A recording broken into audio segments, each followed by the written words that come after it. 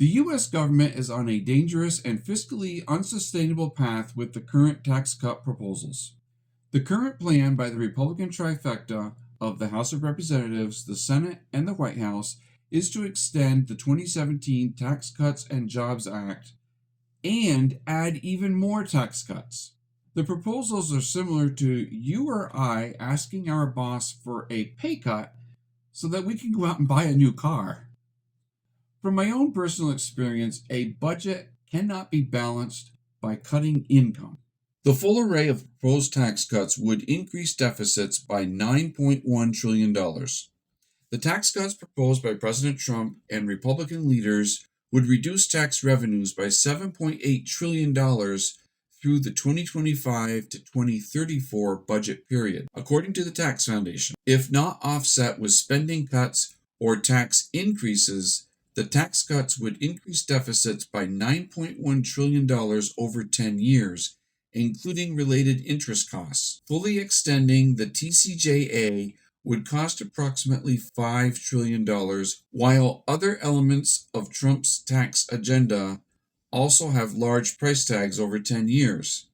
Some of those include eliminating income taxes on Social Security benefits at a cost of $1.4 trillion, restoring the full state and local taxes deduction, $1.2 trillion, and eliminating income taxes on overtime pay, $880 billion. It is not possible to cut taxes and expect to balance the budget. Income has to be higher than expenses. According to the Congressional Budget Office and Tax Foundation, this chart shows an increase in primary deficits and interest costs from 2025 to 2034 by proposed tax cuts. The TCJA extension itself shows a nearly $5 trillion cost. Not taxing Social Security benefits shows approximately a $1.4 trillion cost. Restoring the full deduction for state and local taxes is approximately $1.2 trillion.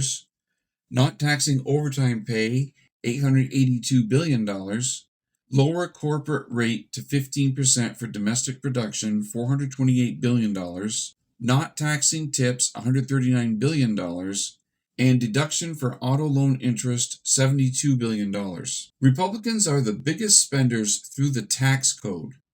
All these tax cuts can be viewed as another form of spending. Combined proposed tax cuts will not fit within House budget reconciliation. In February, the House of Representatives agreed to a budget resolution that laid the groundwork for an extension of the TCJA, or Tax Cuts and Jobs Act of 2017, provisions using the special process of budget reconciliation. The House resolution allows for $4.5 trillion in tax cuts through 2034, not including additional interest costs. However, all the tax cuts outlined by President Trump and leaders in Congress would add $7.8 trillion to primary deficits, exceeding the House target. If lawmakers choose to adopt a current policy baseline, as some have proposed, they could theoretically fit all of the proposed tax cuts into a reconciliation package,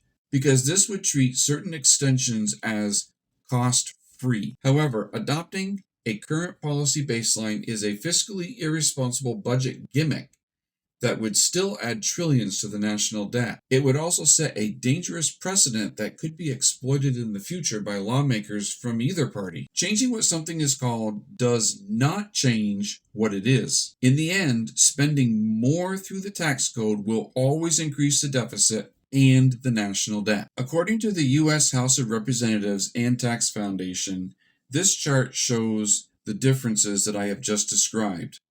On the left, tax cut cap in House Budget Resolution, $4.5 trillion, but the proposed tax cuts, $7.8 trillion. No matter how the proposals are packaged or worded, the end result is still an extra $3.3 trillion. The U.S. owes tens of trillions of dollars, and the only way to balance the budget, let alone even begin to start paying down the national debt, is to have income that exceeds expenses.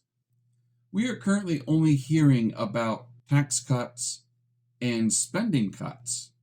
But that is not going to reduce the deficit or pay down the national debt. Leave a comment down below and like and share this video. Have a great rest of your day, and I'll see all of you in the next video.